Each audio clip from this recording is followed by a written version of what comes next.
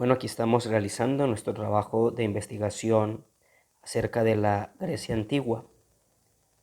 Este trabajo tiene como finalidad poder mirar el contexto geográfico, histórico y social de la Grecia antigua, así como los orígenes de la lengua griega por medio de este medio comunicativo. Vamos entonces a mirar primero que todo la geografía de Grecia, su agricultura y su comercio. En la cuenca del mar Mediterráneo oriental los griegos ocupaban en la antigüedad el sur de la actual península de los Balcanes y las islas y las costas del todo el mar Egeo. Su influencia se extendía también al sur de Italia y Cilicia, otros puntos de la costa del mar Mediterráneo.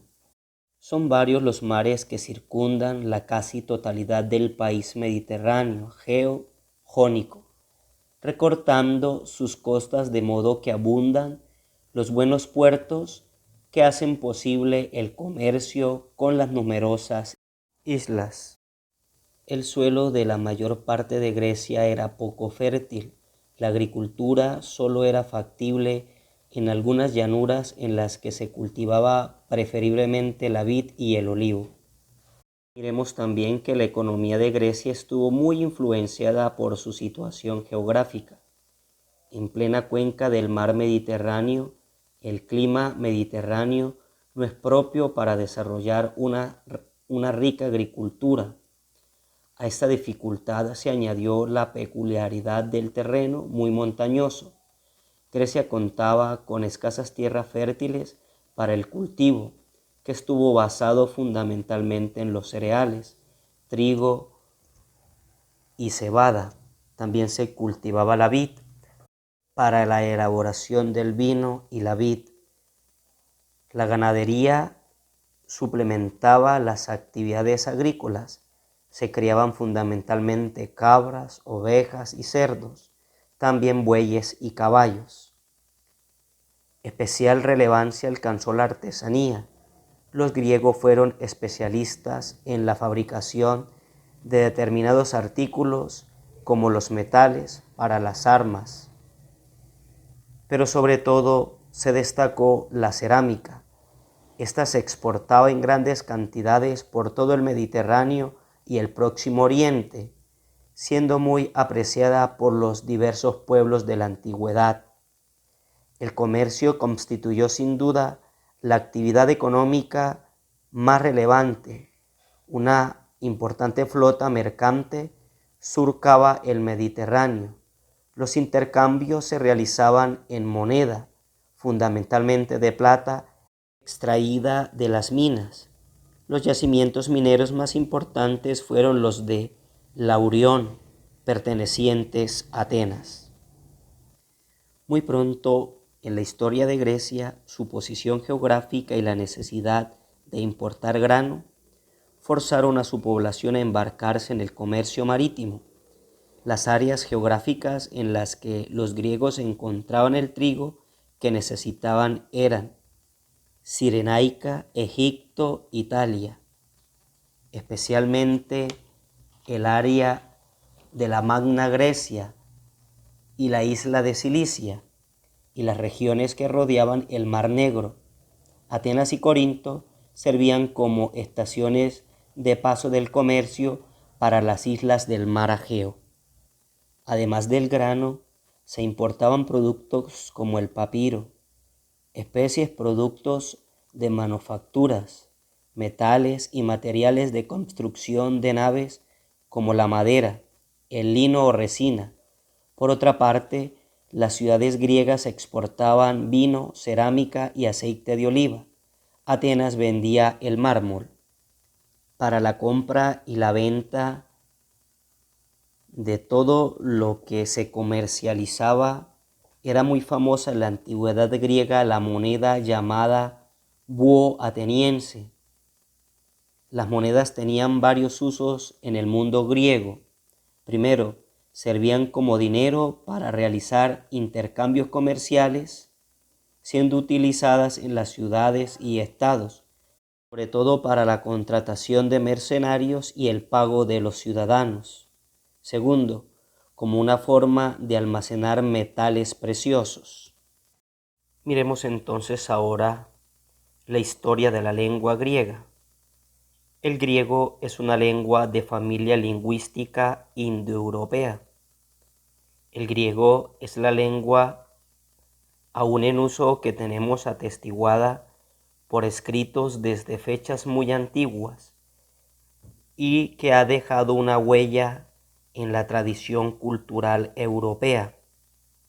Podemos, pues, seguir el desarrollo de la lengua griega durante un larguísimo periodo, desde los primeros testimonios del griego de época micénica hasta el griego moderno, es decir, hasta el idioma que se sigue hablando en la Grecia actual. Van mucho más de 3000 años de una historia muy accidentada, política y culturalmente, en los que se han mantenido viva esta lengua. Los testimonios más antiguos de la lengua griega los encontramos en las tablillas micénicas de los siglos XV, siglo XII a.C. Se tratan de tablillas de arcilla conocidas fortuitamente en los incendios de los palacios de Pilo. La literatura empieza con los poemas atribuidos a Homero, compuestos en el siglo VIII a.C. Con Homero comienza no solo la literatura griega, sino la tradición literal occidental. Sus dos grandes poemas, la Ilíada y la Odisea, se recitaban en las fiestas y los niños griegos los aprendían de memoria en las escuelas. La literatura clásica, tras la épica, vino la lírica, la coral y la monódica, la prosa, la oratoria, la filosofía y los tratados científicos, y luego el teatro poético con sus dos formas arquetípicas de la tragedia y la comedia.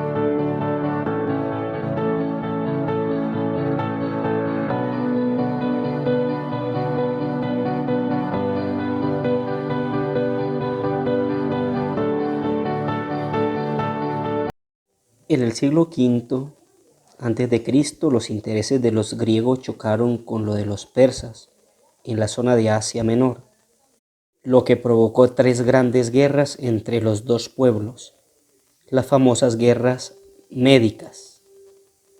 Los griegos obtuvieron la victoria gracias al poder naval de la ciudad de Atenas y a la unión de todas las polis en la llamada Liga Delos, un ejército formado por todas las polis griegas, pero capitaneado por Atenas principalmente.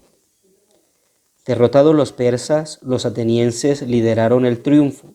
Este hecho va a provocar la envidia entre las polis, sobre todo Esparta, desembocando en otras tres nuevas guerras que se saldrán con el declive económico y político de todas ellas.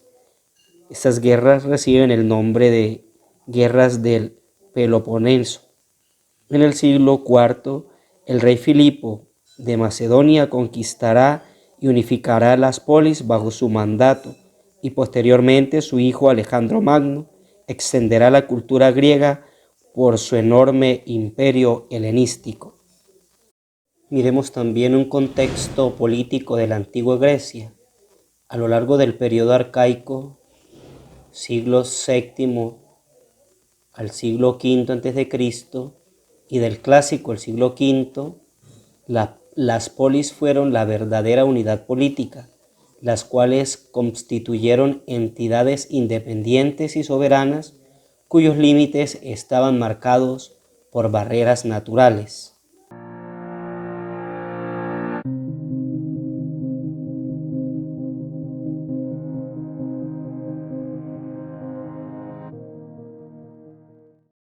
Miremos ya por último entonces el pensamiento griego. La civilización griega junto con la romana conforman lo que conocemos un mundo clásico. Las dos civilizaciones se van a desarrollar en la cuenca mediterránea y ambas tienen en común un marcado carácter antropocéntrico, el hombre como centro de la naturaleza, que las diferencia de las demás culturas de su entorno. Durante casi 3000 años, la forma de pensar dominante fue la del mundo egipcio, donde el faraón era dueño absoluto de la vida y de los bienes de todos los súbditos. La sociedad giraba en torno a su mandato y tenía capacidad de decisión sobre la vida y sobre la muerte. Frente a esa concepción de la vida, la civilización griega no concibe el mundo alrededor de un ser determinado. Para los griegos, los dioses son algo convencional que crean los gobiernos para que guarden sus leyes. La importancia del hombre está en ser hombre, en su calidad de pensante y racional, que pueda crear un mundo nuevo y racional. Poco creen los griegos que la voluntad de un solo hombre puede dirigir los designios de sus ciudades. Y esto no solo se mostrará en su organización política, sino también en su forma de concebir el arte. El hombre es la medida de todas las cosas, dice Protágoras, y todo arte griego se hace a la medida del hombre y para el hombre. Es un arte que no sirve a los dioses como hacían en el arte egipcio, ni adoptaba el colosalismo que los egipcios desarrollaban en sus construcciones. El hombre es el centro, es un arte, y por ello está destinado a satisfacer las necesidades de la vida pública del ciudadano. Con el arte los griegos dejan de ser algo exclusivamente funcional, incluso superan la etapa del arte entendido como el lujo al servicio de la divinidad o del monarca. Descubren que puede ser destinado a la función estética. El artista griego pretende expresar la belleza por la belleza, para poder lograr la belleza pura. Esta belleza es arte. Este arte solo se manifiesta siguiendo unas pautas determinadas. Definen la belleza como la armonía perfecta de todos los elementos del mundo real. Esta armonía logra cuantificarla en lo que se denomina número de oro, según la cual todo en esta vida se basa en las proporciones matemáticas. La búsqueda de la perfección es lo que constituye el canon. En la arquitectura, todos los elementos constructivos están supeditados a unas relaciones fijas establecidas de antemano que garantizan la belleza de los edificios. Son las órdenes arquitectónicas. Se parte del diámetro de la columna, orden arquitectónico, las columnas más entablamento. En la escultura ocurre lo mismo, donde la altura del cuerpo equivale a un diámetro número de veces de la altura de la cabeza. Es el canon que variará de unos escultores a otros. Este arte griego es esencialmente evolutivo. Finalmente, hay que tener en cuenta para la comprensión del fenómeno artístico griego que el artista gozó de cierta consideración y libertad en la sociedad. No estuvo sometido a rígidos dictadores del poder civil y religioso, pudiendo expresar en las obras todo su ingenio creativo. Hemos llegado entonces de esta manera a la culminación de este trabajo, recordando que gran parte de la cultura, de la política, de la Grecia antigua, pues la seguimos viviendo en nuestro mundo. Es de gran provecho poder mirar la historia, poder contextualizar los acontecimientos que ha vivido el mundo, la civilización.